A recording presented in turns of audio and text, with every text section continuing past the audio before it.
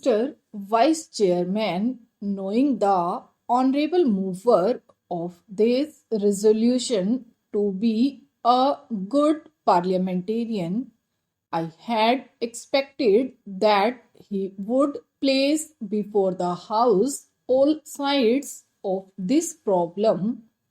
I had expected that he would be no less interested in the efficiency and discipline of the administration, no less interested in the public welfare than in the interest of the civil services, but I am sorry to observe that he has taken only one view of the matter, namely the interests of the civil services alone. He has not at all dwelt upon the dreadful consequences which a strike of the sort we had the misfortune to have would have had on the country and the people in general. He has spoken, no doubt, in measured tones, unlike the honorable member who sat to his right in the morning and who raised a shout wanting to make up by sound what his arguments lacked in force. I wish to submit to this House that it would be incorrect and it would be imprudent for this House to accept this resolution.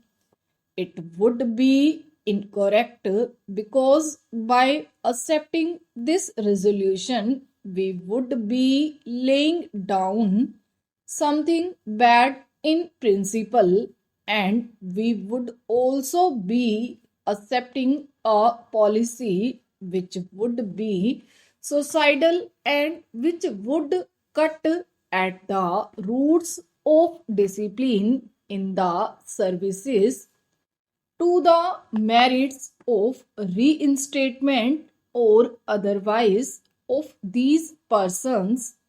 I will come later on. I doubt the very propriety of Parliament going into this matter. Now let us see what has happened. Whether right or wrong, departments have taken up the question of these strikers, those who took part in this strike, those who indulged in disobeying the ordinance, several cases of sabotage and intimidation, including criminal ones, have been gone into, and the authorities have taken some decision. In some cases, the government have taken the decision, and in some cases, the departments have taken the decision. Now, would it be right for Parliament to intervene, to interfere with these decisions? Suppose we do that, suppose Parliament interfered with the decisions taken by the government or by the heads of departments. Tomorrow, with what face and with what authority can the head of a department extract service from his subordinates? This is the question which the Honorable the Mover must see, and also the other honorable members who have spoken in support of the resolution. Unemployment is mounting up and we have not been able to generate enough employment opportunities to provide even for those people who are entering the labor market today, perhaps to the extent envisaged during the third plan.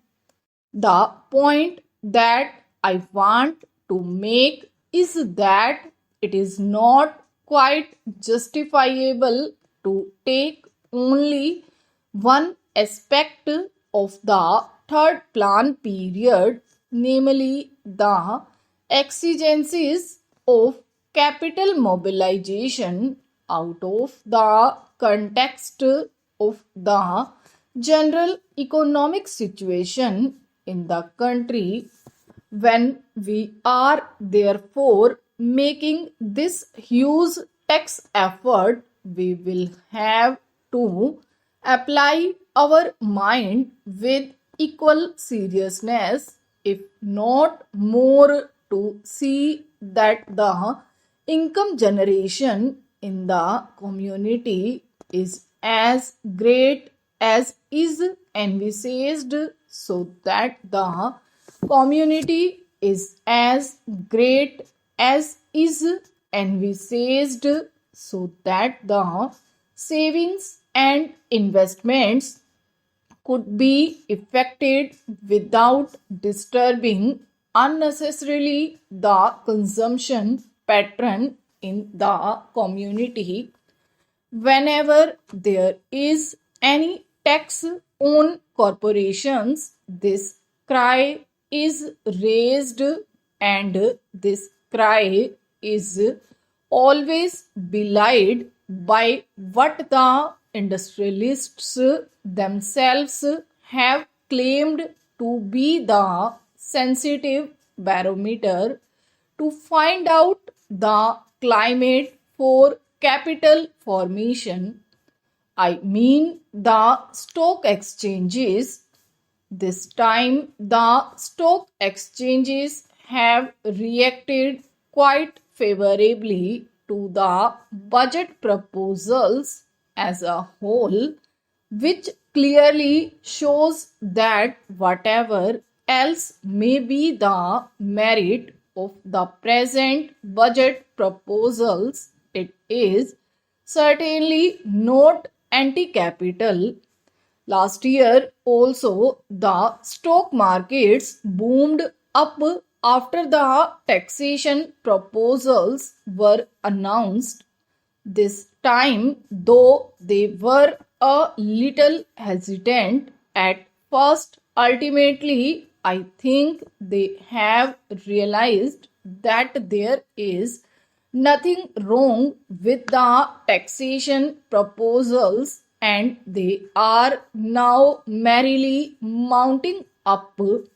This is quite natural because there are so many benefits and advantages in our economy today that it is not difficult for the corporate sector to absorb a small rise of 5% in the corporation tax, which has been proposed by the Honorable Finance Minister. The economy of the nation today is more or less a closed economy because, due to the lack of external finances, imports have been virtually prohibited. There is a lot of planning in the country which makes risk bearing rather unlikely, and because of the regulation of the economy, internal competition is also not very great. The risk bearing capacity, which is claimed by the industrialists really for getting large profits and large yields on their investment, is almost non existent in our economy today. Our markets are expanding very fast, and the money generated is much more than the production of commodities, with the result that there are shortages is almost every commodity. It should not be difficult for the industrialists to absorb the small rise of 5% in the corporate tax.